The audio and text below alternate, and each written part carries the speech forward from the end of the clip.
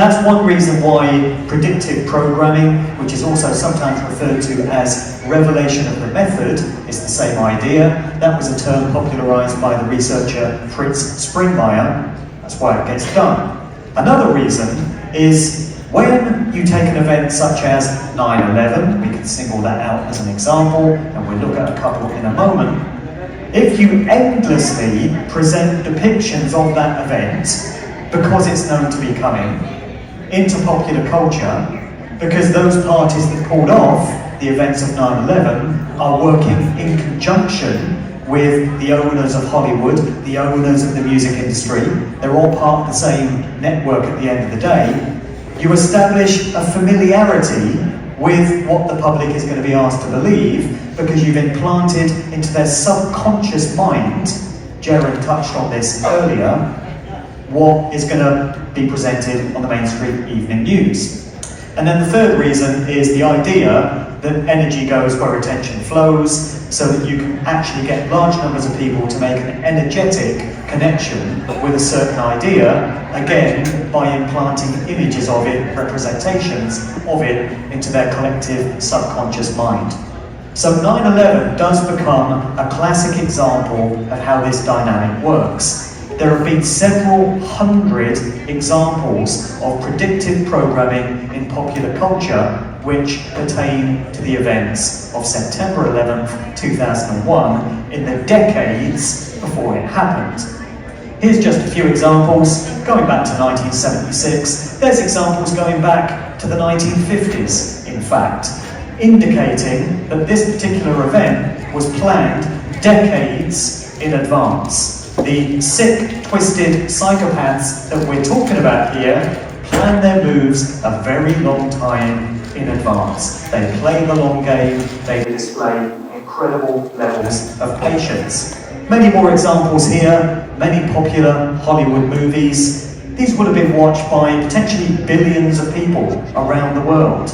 And so these images get soaked up like a sponge into their subconscious mind, and then the real event gets presented and all that familiarity is already there. Here's a classic example from the music industry of a sleeve depicting the very events that we were asked to believe took place on September 11th, 2001. This is from a little known hip-hop act called The Coup. It's an album called Party Music. It was released in June 2001. So just a few weeks before those events, and for some reason this sleeve shows the Twin Towers of the World Trade Center exploding in exactly the way they were seen to just a few weeks later.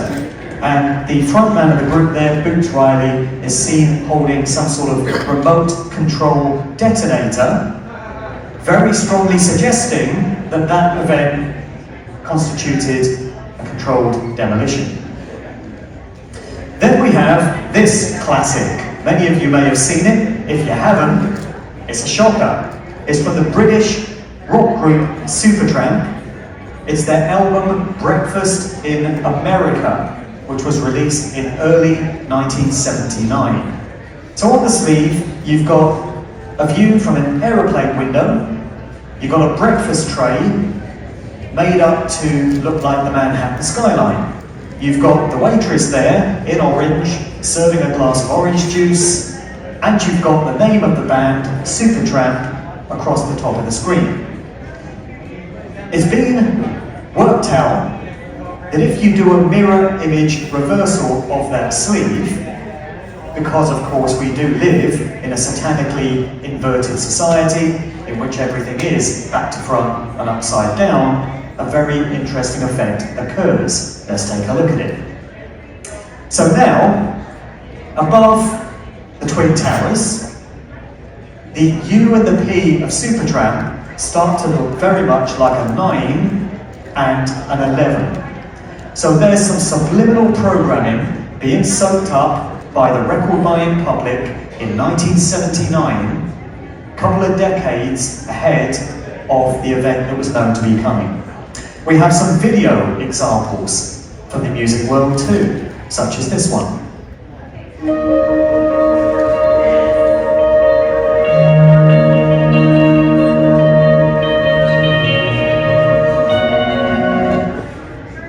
So that's the introduction to the U2 song, The Unforgettable Fire.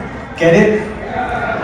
From 1985, which for no apparent reason and bearing no relevance to the song, opens with that nighttime shot of the World Trade Center towers. And then in comes the New World Order Illuminati poodle, Bono. Yeah, I mean, I could get into Bono, but I'll save that for another conversation. Another example we have is a Depeche Mode video for their song Enjoy the Silence. There were two versions of this video. This is the alternative one, released in 1990. Have a look at this.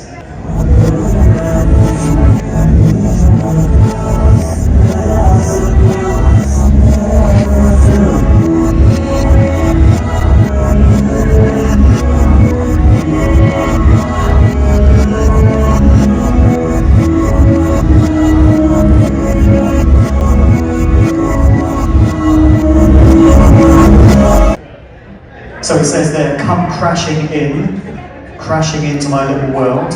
And that video was shot atop the World Trade Centers in 1990, so 11 years before those events. They do like their numbers, we'll see plenty more of those. Another example here.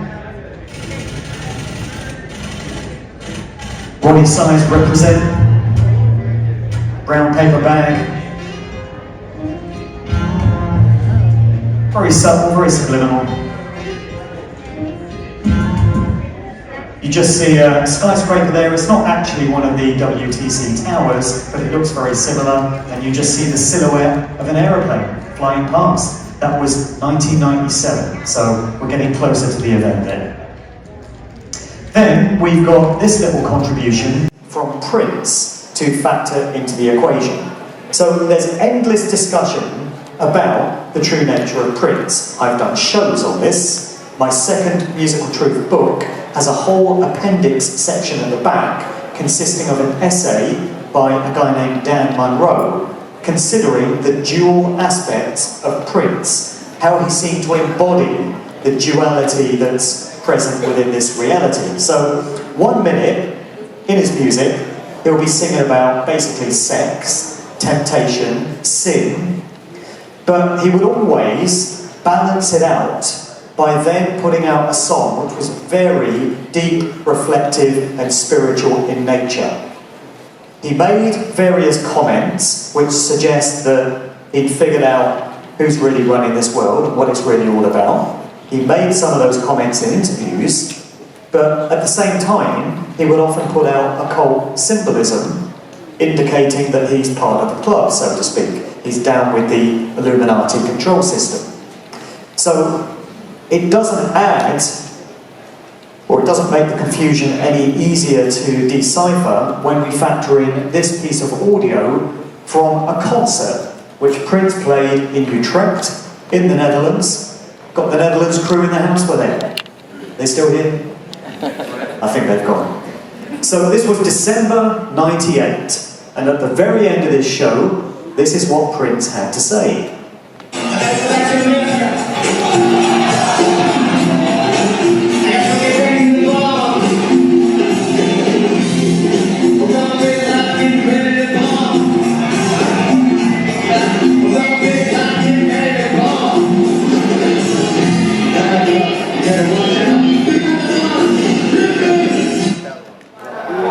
So there it is. He says Osama bin Laden's getting ready to bomb.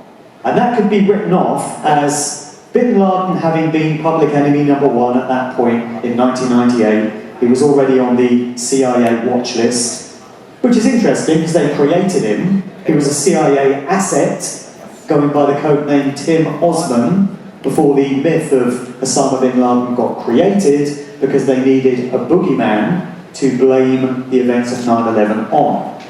So you could write it off as just this random thing, if it weren't for the fact that one of his band members then says, 2001, hit me.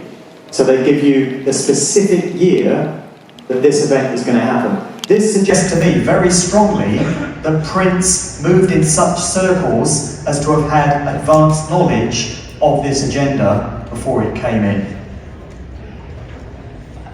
We can also consider the reported death of Prince himself in 2016.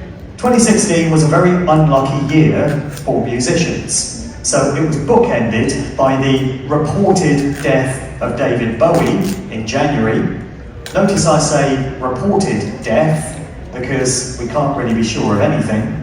And at the very end of the year, we had the reported death of George Michael on Christmas Day.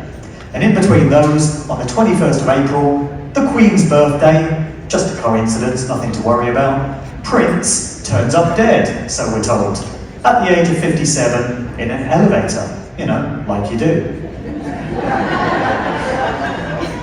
When you're a vegan and a health freak and, you know, you exercise every day, you know, it just happens. So, when it comes to what we were told about how Prince checked out, it seems there had been some predictive programming going on there too. And it seems the public was getting pre-warned and warmed up, ready for the news of Prince's demise. So, as I mentioned, The Simpsons has previous when it comes to letting people know what's coming in terms of agendas. Here's an episode from many years ago. You finally did it! You mixed Buzz Cola with the smooth, rich taste of lemon. Unfortunately, there are certain stars who won't do what we want. What's their problem? They're still alive. And then we thought, who's good at killing celebrities? Me! That's right! Homer, would you be willing to acquire some more, accounts for us? Well, you know, it is awfully hot today. No, I'm too cold.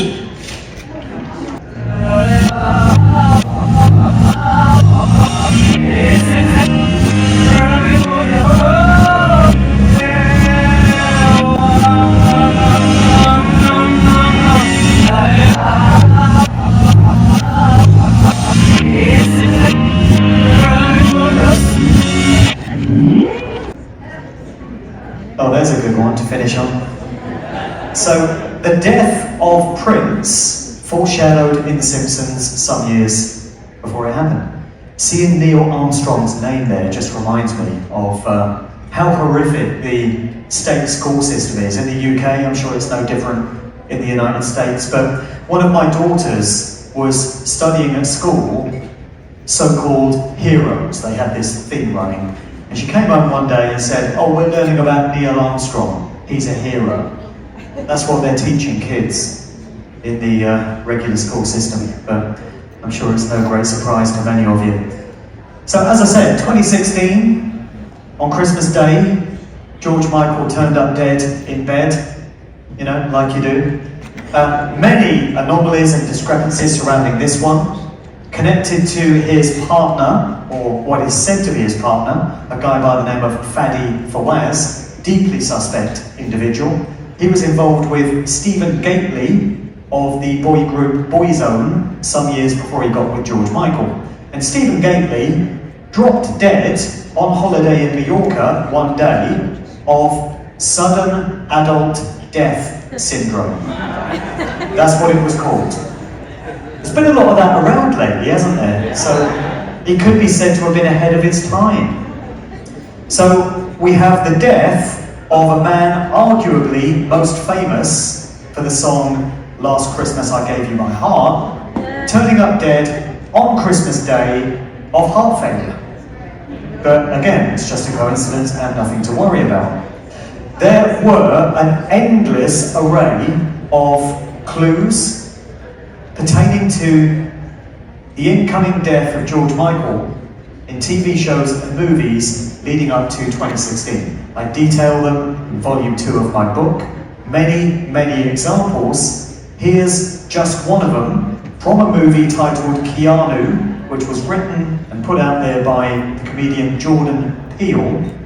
And this is how George Michael is depicted in this movie.